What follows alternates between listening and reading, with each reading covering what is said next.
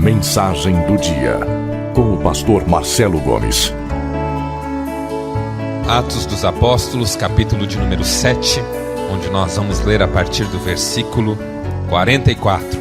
O tabernáculo do testemunho estava entre nossos pais no deserto, como determinara aquele que disse a Moisés que o fizesse segundo o modelo que tinha visto, o qual também nossos pais, com Josué, tendo-o recebido, o levaram, quando tomaram posse das nações que Deus expulsou da presença deles até os dias de Davi. Este achou graça diante de Deus e lhe suplicou a faculdade de prover morada para o Deus de Jacó. Mas foi Salomão que lhe edificou casa. Entretanto, não habita o Altíssimo em casas feitas por mãos humanas. Como diz o profeta, o céu é o meu trono, a terra o estrado dos meus pés. Que casa me edificareis, diz o Senhor? Ou qual é o lugar do meu repouso? Não foi porventura a minha mão que fez todas essas coisas? Homens de dura cerviz, incircuncisos de coração e de ouvidos, vós sempre resistis ao Espírito Santo. Assim como fizeram vossos pais, também vós o fazeis. Qual dos profetas vossos pais não perseguiram? Eles mataram os que anteriormente anunciavam a vinda do justo, do qual vós agora vos tornastes traidores e assassinos, vós que recebestes a lei por ministério de anjos e não aguardastes. Ouvindo eles isto, enfureciam-se no seu coração e rilhavam os dentes contra ele. Mas Estevão, cheio do Espírito Santo, fitou os olhos no céu e viu a glória de Deus e Jesus, que estava à sua direita, e disse: Eis que vejo os céus abertos e o Filho do Homem em pé à destra de Deus. Eles, porém, clamando em alta voz, taparam os ouvidos e unânimes arremeteram contra ele e, lançando-o fora da cidade, o apedrejaram. As testemunhas deixaram suas vestes aos pés de um jovem chamado Saulo e apedrejavam Estevão, que invocava e dizia: Senhor Jesus, recebe o meu espírito. Então, ajoelhando-se, clamou em alta voz: Senhor, não lhes imputes este pecado. Com estas palavras adormeceu, e Saulo consentia na sua morte. Naquele dia levantou-se grande perseguição contra a igreja em Jerusalém, e todos, exceto os apóstolos, foram dispersos pelas regiões da Judéia e Samaria. Alguns homens piedosos sepultaram Estevão e fizeram um grande pranto sobre ele. Saulo, porém, assolava a igreja, entrando pelas casas e arrastando homens e mulheres, encerrava-os no cárcere. Entre mentes, os que foram dispersos iam por toda parte pregando a palavra. Filipe, descendo à cidade de Samaria, anunciava-lhes a Cristo. As multidões atendiam unânimes às coisas que Filipe dizia, ouvindo-as e vendo os sinais que ele operava, pois os espíritos imundos de muitos possessos saíam gritando em alta voz, e muitos paralíticos e coxos foram curados, e houve grande alegria naquela cidade. Até aqui. Pai amado, nós louvamos o teu nome, porque tu estás conosco, e a tua presença é para nós a certeza da nossa transformação, da nossa libertação, de ouvirmos nesse momento a tua doce e maravilhosa voz. Fala conosco, Pai. Amém e amém. Existem algumas teorias sobre o livro de Atos dos Apóstolos. De todas as teorias que existem sobre as razões pelas quais Lucas, o evangelista, teria escrito não apenas este livro, Atos, mas também o Evangelho, há duas que me chamam a atenção de uma maneira especial. A primeira é aquela que propõe que Lucas escreveu esse tratado, Lucas Atos, para facilitar a chegada do Evangelho de Cristo aos gentios, uma vez que Lucas participou com Paulo do projeto de evangelização das cidades gentílicas. Lucas era um amante do povo gentil e estava sempre com Paulo, enquanto Paulo evangelizava esse povo. Quando Paulo, escrevendo a Timóteo, diz que todos o abandonaram, ele diz: exceto Lucas, que ainda está comigo. Lucas foi um desses parceiros que a gente realmente deseja encontrar no ministério. Pessoas que vão conosco até o fim. Pessoas que mesmo na hora difícil estão ali, presentes. Pessoas que não se deixam intimidar pelas tribulações, pelas adversidades. Lucas estava com Paulo, mesmo quando todos já o haviam abandonado. Paulo era um amante do povo gentil e um evangelista mesmo, no sentido pleno da palavra. Mas a outra teoria que eu também considero muito interessante, eu acredito que as duas possam até caminhar juntas, é aquela que diz que Lucas escreveu esse tratado todo, o Evangelho e o livro de Atos, para que ambos servissem como uma peça de defesa para Paulo, que estava sendo acusado e ameaçado de ser preso e até morto pelas autoridades religiosas da época. A acusação que pairava sobre Paulo era a acusação de Paulo estar deturpando a religiosidade judaica e trazendo ensinos que não conferiam com as tradições do judaísmo. Então Lucas escreve o primeiro evangelho, que ele manda para o tal de Teófilo, que pode ser uma espécie de procurador, de advogado, não sei, e falando sobre o ministério de Jesus, e depois o livro de Atos, falando sobre como o ministério de Paulo tem tudo a ver com o ministério dos apóstolos e, consequentemente, tudo a ver com o ministério de Jesus. Então é possível que Lucas tenha se dado esse trabalho todo, escrever esses dois livros, para que eles servissem como base para legitimar a verdade do evangelho que Paulo pregava. Independentemente disso, qualquer leitor mais atento do evangelho de Lucas e fundamentalmente do livro de Atos, percebe que, embora o ministério de Paulo seja evidenciado especialmente a partir do capítulo 9 do livro de Atos dos Apóstolos, as personagens fundamentais desses dois livros são, no evangelho, o próprio Jesus e no livro de Atos, o Espírito Santo. Por isso alguém já sugeriu no passado que o livro de Atos dos Apóstolos deveria ser chamado Livro dos Atos do Espírito Santo. Porque tudo começa com o derramar do Espírito. Tudo começa à medida em que Jesus cumpre a sua promessa de enviar sobre os seus discípulos o Espírito Santo. Tudo começa com o Pentecoste. E a partir dali, o cristianismo se transforma nesse fenômeno universal que alcançou homens e mulheres em todo o mundo e em todas as gerações até aqui. Nós aguardamos ansiosamente pelo dia em que ele voltará, cumprindo mais uma vez a sua palavra. Amém, irmãos?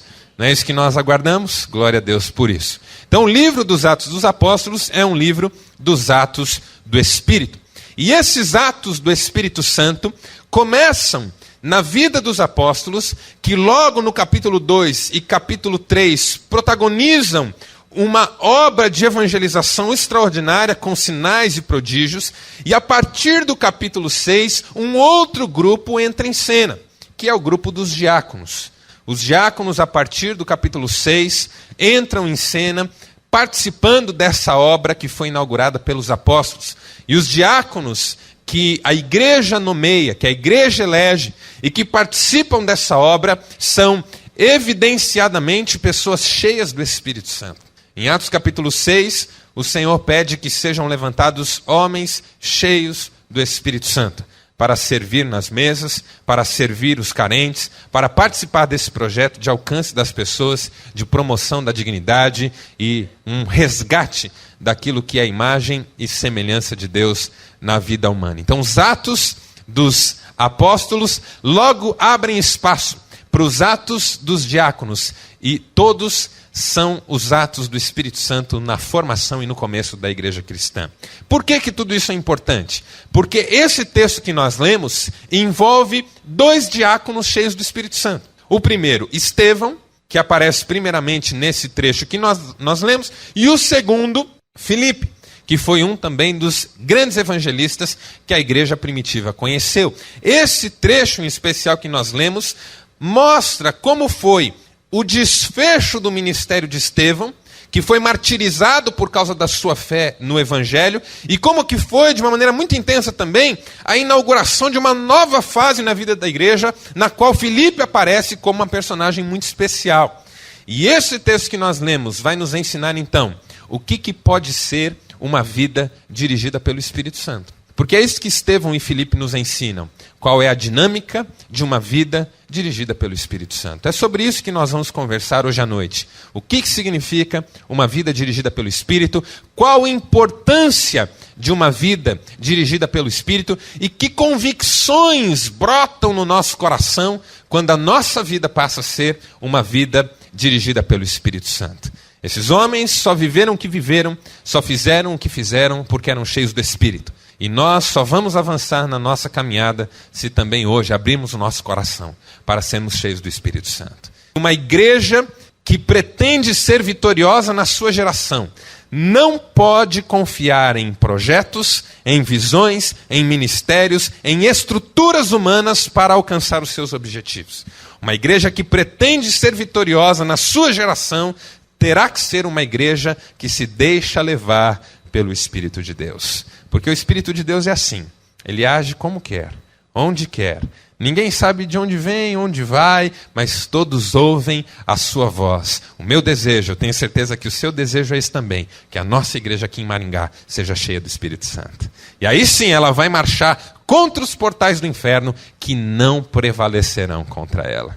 O diabo não tem medo de igreja organizada. O diabo não tem medo de igreja pentecostal. O diabo não tem medo de igreja em células. O diabo não tem medo de uma igreja com propósitos. O diabo não tem medo de igreja presbiteriana. O diabo treme diante de uma igreja cheia do Espírito. Aí não importa o que ela seja, se presbiteriana, se batista, assembleiana, o que importa é que uma igreja cheia do Espírito Santo glorifica Jesus e saqueia o inferno para a glória de Deus. E nós queremos exatamente isso, ser uma igreja cheia do Espírito Santo. Amém, irmãos? Então tem algumas lições aqui que nós vamos aprender hoje. E a primeira é que, quando a vida é dirigida pelo Espírito Santo, a existência torna-se sinônimo de missão. Existir só faz sentido se a vida for vivida em prol da missão que Deus confiou. Existir só é uma realidade plena se nós estivermos imbuídos daquilo que Deus nos confiou às nossas mãos, se as nossas vidas forem de fato vividas para o louvor da glória de Deus. Quando nós lemos esse texto, especialmente os versículos 51 a 53, nós percebemos que essa era a tônica na vida de Estevão. Estevão está aqui nesse texto numa situação muito difícil. Os religiosos da sua época estavam colocando-o contra a parede. A expectativa desses religiosos era de que Estevão renunciasse às pregações que ele vinha fazendo. A expectativa desses homens era de que Estevão abandonasse esse caminho cristão no qual ele estava seguindo e voltasse às raízes do judaísmo tradicional. A expectativa desses homens era que Estevão parasse com essa mensagem. Mas Estevão, diante das ameaças desses homens, Estevão, diante do risco que estava correndo diante desses homens, ao invés de se amedrontar, ao invés de se assustar, ao invés de se acanhar, olha nos olhos desses homens e diz: vocês é que precisam mudar. Vocês de fato têm uma tradição. Vocês de fato têm uma história. Vocês de fato conhecem a história de Deus no meio de vocês. Vocês de fato sabem que todas as experiências dos antepassados de vocês foram experiências com Deus, mas vocês não se deixaram converter. Vocês é que precisam mudar, porque embora vocês tenham na história de vocês pontos biográficos extraordinários, vocês se caracterizam como pessoas que sempre resistem ao Espírito. A pior coisa que pode acontecer com uma igreja é que essa igreja resista ao ministério do Espírito Santo. No livro do Apocalipse há uma carta, lá já no capítulo 3, em que Jesus diz para a igreja assim: eis que estou à porta e bato. Não é? Como é que diz o versículo? Se alguém ouvir a minha voz e abrir a porta, eu entrarei e cearei com ele e ele comigo. A gente gosta desse versículo para evangelizar, não é? Eu ouvi um pregador que dizia assim: Jesus está batendo. Ele está do lado de fora. Talvez esteja chovendo lá fora. Talvez esteja frio. E aí eu fiquei imaginando Jesus ali, judiação, né? Coitadinho, cachorro lambendo a perna dele. Ah, vamos abrir a porta para Jesus para ele entrar, não é? Coitado. Mas entra e não faz bagunça, hein?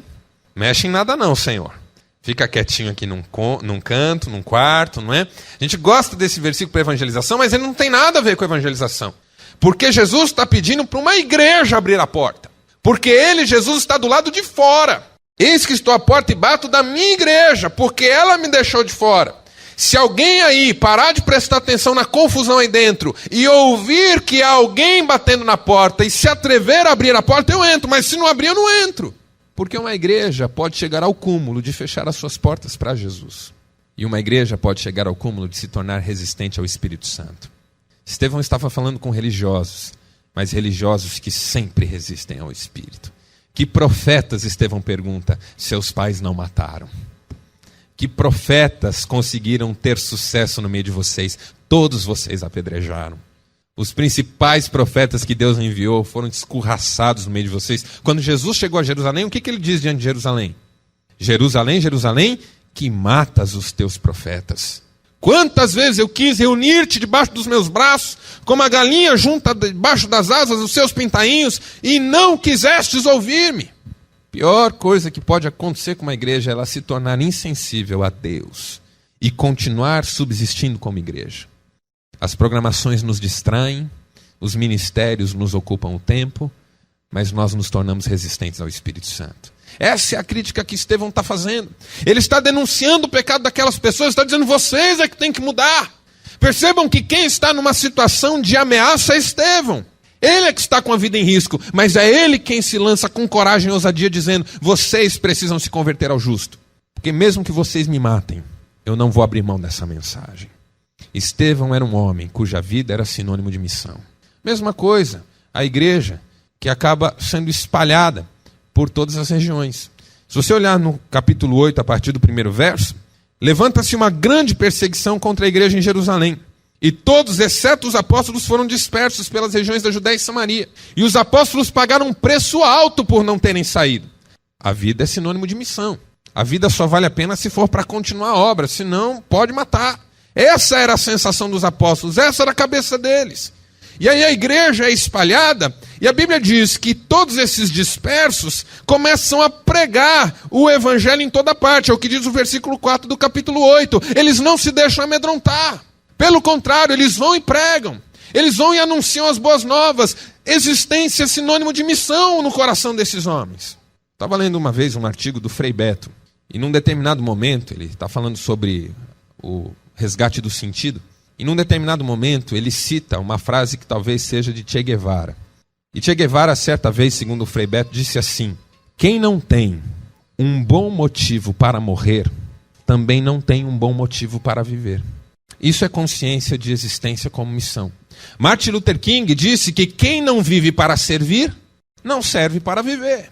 Isso é consciência de existência que se torna sinônimo de missão. O apóstolo Paulo diz assim, para mim o viver é Cristo e o morrer é lucro.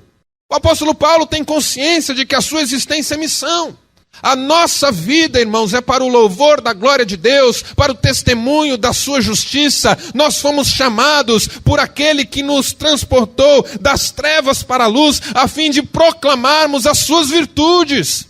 Quando Deus alcançou você, Ele te deu um propósito, te deu um projeto de vida. E a sua existência agora é missão, você só está nesse mundo em missão. O Rick Warren tem uma reflexão muito interessante no livro dele, Uma Igreja com Propósito.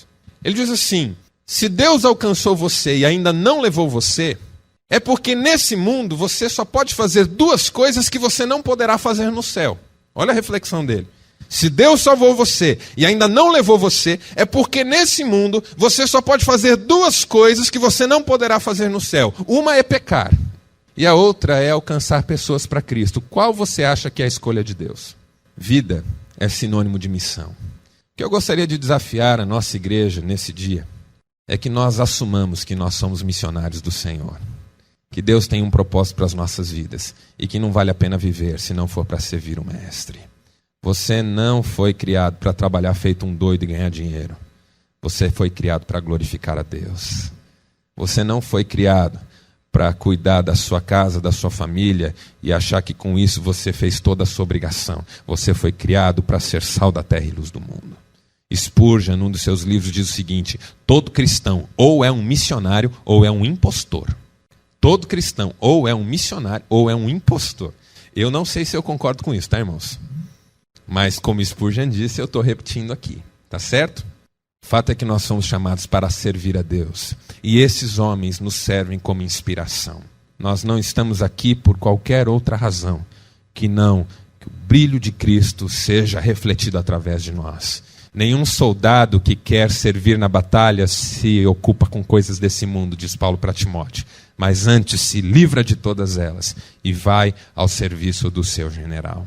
Essa é a primeira lição que nós aprendemos. E isso só é possível numa vida dirigida pelo Espírito. Porque se o Espírito não dirige, então eu me ocupo das minhas coisas. É só o Espírito que me capacita a viver em missão. Segundo, numa vida dirigida pelo Espírito, a segurança na fé, a segurança em Deus, a segurança na fidelidade de Deus se fortalece nas adversidades. Não diminui. A segurança no cuidado de Deus não se deixa abater nas adversidades, pelo contrário, se firma ainda mais. Porque as adversidades se transformam num palco em que Deus demonstrará sua fidelidade. É isso que acontece na vida de Estevão. Estevão, versículos 54 a 56, ouve que aqueles religiosos se enfurecem. e começam a rilhar os dentes. Aquele povo fica descontrolado. Isso faz lembrar o que aqueles jovens enfrentaram diante de Nabucodonosor. Porque a Bíblia diz que quando aqueles jovens desafiaram o rei, o rosto de Nabucodonosor se transfigurou. Ele ficou sobremodo irritado. Não imaginava que ia ouvir daqueles meninos uma barbaridade daquela, que eles não iam se prostrar coisa nenhuma diante da imagem. Então o rosto de Nabucodonosor se transfigurou. É mais ou menos essa a ideia aqui. Esses homens ficam transfigurados, eles rilham os dentes, eles estão desejosos de matar Estevão. E quando eles começam a pegar em pedras, há uma movimentação ali, mais ou menos à luz do que Jesus sofre também quando ele diz: vocês ainda vão me dizer, médico, cura-te a ti mesmo. Mas eu vou dizer para vocês de antemão, vocês são assim mesmo, vocês nunca se arrependem, nunca se convertem. E aí aqueles homens começam a empurrar Jesus até o pináculo do monte, até o topo do monte para jogá-lo dali. Jesus passa por entre eles e sai. As pessoas ficam com raiva, começam a movimentar-se. Alguns pegam em pedras, querem apedrejar Estevão. E quando Estevão se vê ali diante da ameaça de morte, e quando Estevão se vê ali diante da raiva das pessoas, e quando Estevão percebe que a sua vida está em risco, o texto diz que ele fita os céus. E o texto diz que ele vê os céus abertos. Aleluia. E o Filho do Homem está lá, em pé, à direita de Deus. Porque quando o crente se vê diante da adversidade, ele sabe que ele pode olhar para o alto e Jesus estará de braços abertos. É diferente do que acontece com Pedro lá no mar da Galileia, quando ele anda sobre as águas. Lá em Pedro, o texto diz que Pedro começa a andar sobre as águas, mas em algum momento da sua pequena trajetória ali de milagre, ele começa a reparar na força da água e na força do vento. Não é isso que o texto bíblico diz, lá no Evangelho? Que Pedro estava indo bem até o ponto em que ele começa a notar que as águas são turbulentas e que o vento é contrário. E aí então ele se assusta e começa a naufragar e diz: mestre, me socorre. E Jesus então o toma e eles entram no barco. A história de Estevão é diferente. Estevão está com os olhos nas circunstâncias. Ele vê a ira das pessoas, ele vê que a sua vida está por um triz. E aí ele tira os olhos das circunstâncias e coloca em Deus. E toda vez, irmãos, que nós conseguirmos tirar os olhos das circunstâncias e colocá-los em Deus, nós veremos o Filho de Deus do nosso lado a nos ajudar. Todas as vezes que nós tirarmos os nossos olhos daquilo que nós estamos enfrentando e os colocarmos no Senhor, nós o veremos braços abertos para nos acolher. Porque nós não estamos sozinhos. Fui uma vez visitar um irmão da nossa igreja, cuja vida é um milagre de Deus. Ele teve um coágulo no cérebro, muito significativo. Precisou fazer uma cirurgia muito complicada. E os médicos prognosticaram que provavelmente ele não escaparia da cirurgia sem sequelas terríveis, que iriam prejudicar até mesmo os seus movimentos, a sua linguagem, a sua memória. Ele tinha um problema bem sério. Quando eu fui visitá-lo no hospital, ele estava com a cabeça bem inchada. Foi uma das cenas mais horríveis que eu vi em toda a minha vida. Eu precisei sentar um pouco e respirar fundo, porque eu estava vendo um irmão queridíssimo, uma cabeça grande assim, cheia de cortes, de pontos, inchada e roxa. E nós não sabíamos ainda qual seria o resultado daquilo. Mas ele bem, conversando, falando. E aí depois ele saiu do hospital, foi para casa, e na casa dele o Senhor continuou fazendo a obra, e hoje não só ele está super bem como prega, é um servo de Deus, abençoado, cheio do Espírito, um homem maravilhoso mesmo, que Deus me deu a oportunidade de conhecer. Foi na casa dele que, estando lá nesse período, eu entrei em contato pela primeira vez com aquele texto sobre as pegadas na areia. Aquele texto é extraordinário. Eu vi numa flâmula pendurada na parede da cozinha dele. Aquele texto conta de um homem, é uma ilustração, uma figura, de um homem que sai com Jesus pela praia a percorrer o caminho que ele havia feito em vida e que estava ali demarcado pelas suas próprias pegadas na areia. E num determinado momento, aquele par de pegadas daquele homem dá lugar a uma dupla de pares de pegada. De repente, há 2 pares de pegadas na trajetória daquele homem e ele logo reconhece que foi no momento em que ele converteu-se a Cristo e Cristo passou a caminhar ao seu lado. Mas há em um outro momento, quando aquele homem segue mais adiante, em que os 2 pares de pegadas voltam a dar lugar a um par de pegadas. E são pegadas mais fundas, mais cansadas, mais doloridas. E aquele homem olha então para Jesus e diz assim: mas mestre, esse foi o momento mais difícil da minha vida. O mais complicado, o mais trágico, o mais doloroso, aquele em que eu mais precisei de ajuda. E nesse momento eu fiquei sozinho. Veja, as minhas pegadas são profundas, pesadas, carregadas. E aí o texto termina dizendo que Jesus olhou para aquele homem e disse assim: essas pegadas não são suas, essas pegadas são minhas, porque no seu momento mais difícil eu carreguei você no colo. Essa é a certeza do crente na hora da tribulação. Ainda que eu ande pelo vale da sombra da morte, não temerei, porque tu estás comigo. Estevão, diante da ameaça, diz: eu estou vendo o Filho do Homem, ele está aqui, eu me sinto seguro, as adversidades não me amedrontam, mas elas me fazem crer ainda mais que o Senhor está comigo, e ele vai me dar vitória no final. É a mesma coisa com Filipe. Filipe sai com a igreja perseguida, as multidões se aproximam dele, e o texto diz, principalmente nos versículos 5 e 6, que Filipe anunciava Cristo, as multidões atendiam unânimes às coisas que ele dizia, e ouvindo-as e vendo os sinais que ele operava, ao invés de Filipe se acovardar, ao invés de ele pensar: puxa, uma grande perseguição se desencadeou, vamos ficar quietos por um tempo, vamos nos aquietar, vamos nos esconder, vamos fingir que nós esquecemos desse assunto. Não é assim que muita gente reage diante da adversidade. Eu vou dar um tempo. Começou uma luta na minha vida, pastor, eu vou deixar o ministério um pouco, porque foi só eu começar o ministério, começou uma luta, então eu vou deixar o ministério. Você já ouviu isso? A pessoa começa a ter um probleminha, ela diz: não, chega, parei, não quero, vou esperar, deixa eu quieto no meu canto. Na hora que a poeira baixar, eu volto. Essa é até a tendência natural nossa, minha também. A hora que a coisa esquenta, eu quero me acomodar. Não, espera, depois deixa resolver primeiro. Mas essa não é a atitude de Filipe. As adversidades crescem, a perseguição se desencadeia e Filipe prega para as multidões: se eu for preso, serei preso, mas eu não vou me calar. Nas adversidades, a segurança em Deus se fortalece. Alguém chegou para Jesus e disse assim: mestre, Herodes disse que vai te prender. Aí Jesus respondeu assim: vão e digam àquela raposa que hoje amanhã eu faço maravilhas e lá no 3º dia eu me entrego. Quem cuida da minha vida é Deus. Não é um rei qualquer que vai me dizer o que eu faço ou deixo de fazer. Eu estou a serviço do meu Deus e é Ele quem cuida de mim. Irmãos, em nome de Jesus, Deus cuida de nós, amém? Então, nas adversidades, mesmo que nós sejamos abatidos, mesmo que nós fiquemos entristecidos, porque as adversidades não são fáceis, nós não podemos nos esquecer que Deus está conosco no meio da adversidade. Está conosco. Não é prova de amor que alguém te ajude com solução no período da sua dificuldade. É prova de poder. Se você está com fome e alguém te dá uma cesta básica, isso não é em si prova de amor, é prova de poder. De que essa pessoa pode fazer o que está fazendo. Porque se ela não puder, o que ela vai dizer?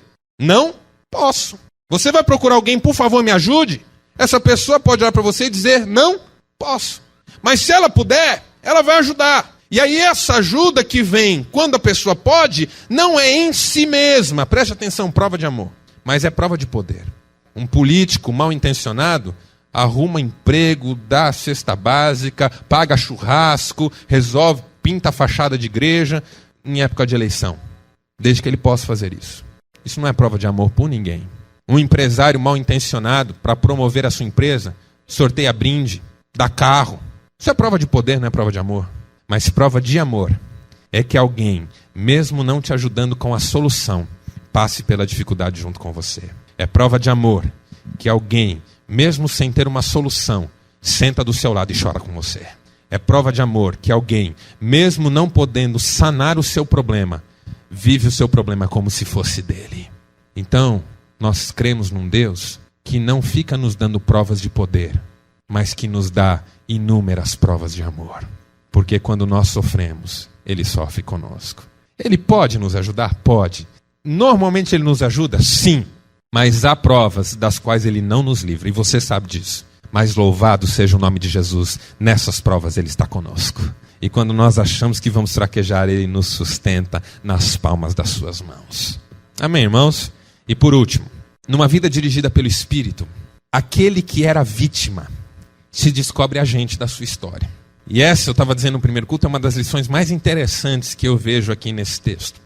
Porque quando Estevão está sendo apedrejado, as pessoas não aguentaram as aberrações que ele falou, não aguentaram as heresias que ele disse, e começaram a jogar pedras contra ele, porque o ser humano tem essa capacidade de, em nome de uma ideia em que ele acredita, matar uma pessoa. O que é uma contradição por excelência. Que em nome de alguma coisa que eu acredito ser verdade, e que por isso eu quero que o outro aceite, se ele não aceitar eu mato. Isso não faz sentido. Se eu quero que você venha para aquilo que eu estou te dizendo, então eu te trato com amor, eu quero ganhar você, e não ameaçar você. De novo, nós temos o exemplo de Deus. Deus poderia nos ameaçar, não poderia? Com ameaça as coisas ficam fáceis. Com ameaça é simples. Deus poderia nos ameaçar, mas Ele prefere nos conquistar com a sua graça. Por isso eu gosto muito daquele hino que diz assim: te louvamos, ó Senhor, pela graça que nos conquistou. Eu fui conquistado nesse amor. Nós o amamos porque Ele nos amou primeiro, aleluia. Esse é o nosso Deus. Então esses homens não entendiam nada disso mais. E eles simplesmente começam a matar, a apedrejar Estevão. E aí Estevão cai de joelhos no chão, provavelmente tomando pedradas. E quando o coração humano diria, qualquer coração humano normal, pecador, diria, eles vão se ver. Ah, mas alguém há de vingar-me. Ah, mas eles vão pagar pelo que eles estão fazendo. Porque essa é a tendência natural nossa. Você assiste um filme e no filme tem um vilão que faz um monte de coisa errada, no final você está torcendo para o mocinho matar ele devagar. Unha por unha. Não é assim que funciona? Por isso que eu não assisto mais novela. Faz anos que eu não assisto novela. Porque chega numa hora da novela, você está torcendo pro cara que é casado com a megera largar a megera e ficar com a mocinha. Pra mocinha que é casado com um traste, largar o traste e ficar com um galanzão. Pra a vilã morrer sofrendo. É assim que a televisão nos induz os sentimentos. Você está assistindo um filme lá, tem uma hora que você está com tanta raiva do vilão que você quer que ele sofra. Ah, mas eu quero que ele sofra. Ah, mas esse... Porque o coração humano natural, pecador, tem raiva. As pessoas fazem coisa errada, a gente quer ver sangue. O coração natural pede vingança. Mas Estevão, ajoelhado, diz... E esse texto é emocionante porque ele lembra o próprio Jesus Cristo na cruz. Senhor, não lhes imputes este pecado. Senhor, eles não estão sabendo o que estão fazendo. Tem misericórdia deles. Jesus na cruz, perdoai-lhes, porque não sabem o que fazem. Irmãos, tem uma coisa... Estevão pode ser tudo aqui, menos vítima. Vítimas são os outros. Vítimas são esses que o apedrejam. São vítimas de si mesmos. São vítimas da distância de Deus. São vítimas dos seus próprios corações. São vítimas dos seus sentimentos mais horrorosos. As vítimas aqui nesse texto são esses que, em nome das suas ideologias, precisam matar, destruir. São esses que rangem os dentes. Essas são as vítimas. O único que não é vítima nesse texto é Estevão, porque ele é capaz de ajoelhar-se livre de tudo e dizer: Senhor, tem misericórdia, porque essas pessoas precisam de ajuda. Irmãos, nós não somos vítimas. Deus está no controle da nossa história. Não cai um fio de cabelo da nossa cabeça se Deus não permitir. Deus cuida de nós. Deus cuida dos pássaros, Jesus disse. Quanto mais de nós que somos seus filhos e que às vezes temos pouca fé, nós não somos vítimas. O algoz está diante de nós com a sua arma apontada e nós não somos vítimas. A morte está com os seus olhos abertos e a foice estendida e nós não somos vítimas. Porque o nosso nome está escrito no livro de Deus. E mesmo que nós morrermos, nós ressuscitaremos na vida eterna. Por isso que Moltmann diz que ressurreição é isso. Que os assassinos não terão a última palavra sobre as suas vítimas. Que os algozes não terão a última palavra sobre aqueles que torturaram e mataram. Ressurreição significa isso, que mesmo diante das mais terríveis tragédias, nós triunfaremos, porque Deus chamará todos para a sua vida. Isso é ressurreição. Que um sujeito que morreu de câncer, o câncer não tem a última palavra sobre a vida dele. Que um sujeito que morreu de infarto, de ataque cardíaco, o coração e as doenças do coração não tem a última palavra sobre a vida dele. Sujeito que morreu, bala perdida, atropelado na rua, o susto não será a última palavra na vida dele. Quando Deus nos trouxer de volta, então nós ouviremos as palavras: vinde a mim, benditos de meu Pai, para o gozo eterno que vos está preparado desde a fundação do mundo. Essas são as palavras que vão ecoar nos nossos ouvidos, irmãos. Nós não somos vítimas. Por isso, eu me recuso a ter pena de mim. Embora tenha muitas vezes e queira que os outros tenham também. Eu me recuso a ter pena de mim. Eu não sei quando vocês assistiram um filme muito interessante com a Demi Moore, chamado No Limite da Honra, se eu não estou enganado, em que ela tenta ser um soldado da Marinha Americana. E porque os homens não querem abrir nenhuma prerrogativa para que as mulheres entrem, eles a torturam e a perseguem ali dentro, tentando fazer com que ela desista. E ela não quer desistir. E um dos homens que mais pegam no pé dela, que mais a fazem sofrer ali, é um capitão, um superior dela, que num determinado momento do filme, quando ele está ali torturando ela, judiando dela, ele cita para ela uma frase que, se eu não estou enganado, é de um poema alemão. E aquilo me marcou quando eu vi. O poema diz assim: um pássaro cai duro e congelado do galho de uma árvore em pleno inverno, sem nunca ter tido pena de si mesmo. E eu fiquei pensando, tá aí o crente. O crente não tem pena de si mesmo, porque ele sabe que ele pertence a Jesus e que ele está debaixo dos cuidados de Deus e que ele tem com isso o convite mais maravilhoso de sua vida. E que mesmo que as lutas chegarem ao ponto de nos tirar a vida, elas não terão a última palavra, porque nós abriremos os nossos olhos diante do Cordeiro que venceu. Você entende isso? Há muitos crentes sinceros, muitos crentes autênticos, que sofrem com pena de si mesmos. Ficam imaginando como seria se tivessem a oportunidade de reescrever suas histórias. Ficam imaginando como seria bom se pudessem voltar no tempo e fazer tudo de novo. Ficam pensando que se não tivessem cometido aquele erro, estariam numa situação diferente hoje. Ficam mendigando o amor dos outros, porque se sentem sozinhos e desamparados. Muitas vezes eu faço parte desses que se sentem assim, e você talvez deva fazer também muitas vezes. Hoje nós vamos dizer: Senhor, obrigado, porque eu não sou uma vítima. O Senhor me deu o teu Espírito Santo, e agora eu sou um agente de transformação no reino de Deus. Eu não era nada, mas o Senhor me fez um instrumento nas tuas mãos. Então eu te louvo, porque ninguém precisa ter pena de mim. Eu sei que eu sou amado do Senhor. E mesmo que não me amem, eu vou continuar confiando que o teu amor é suficiente para a minha vida, e eu vou seguir em frente. Eu não vou ter pena de mim mais. Sabe por quê, irmãos?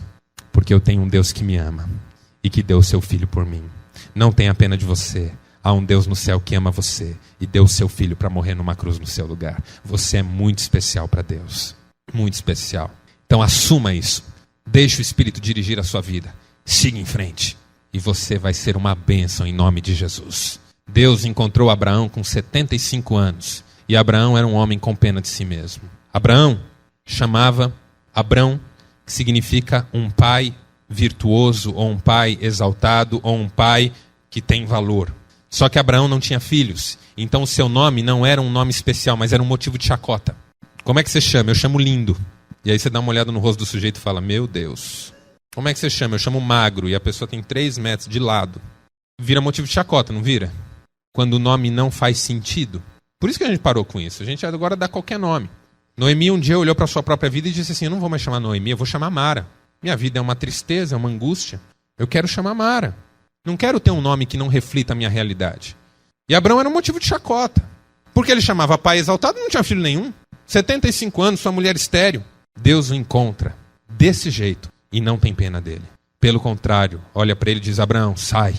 Sai da tua terra, da tua parentela, da casa do teu pai. Vai para um lugar que eu te mostrarei. De ti farei uma grande nação. Abençoarei os que te abençoarem. Amaldiçoarei os que te amaldiçoarem. Sê tu uma bênção. Pastor, eu sou frágil. Não importa. Deus vai fazer de você uma bênção. Quando somos fracos, aí é que somos fortes. Quando somos fracos, aí é que somos fortes. Não somos vítimas, nem dos inimigos, nem do diabo. Porque as nossas vidas estão seguras nas mãos de Deus.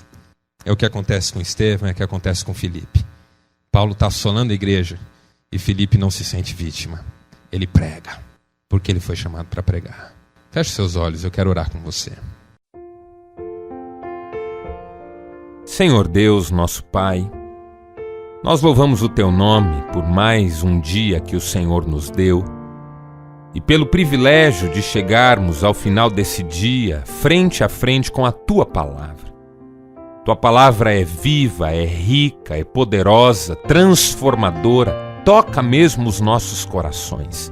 E o nosso desejo é o de vivermos de acordo com a Tua palavra, andando nos Teus caminhos, glorificando o Teu nome. Deus, que cada um dos princípios que hoje ouvimos pela Tua palavra fiquem gravados no nosso coração, que os ensinamentos que ouvimos possam dar fruto através da nossa vida e que em tudo nós obedeçamos ao Senhor e adoremos ao Senhor com a nossa vida. Fica conosco, Pai. Dá-nos uma noite agradável. Abençoa as nossas vidas, os nossos lares. É o que nós te pedimos em nome de Jesus. Amém.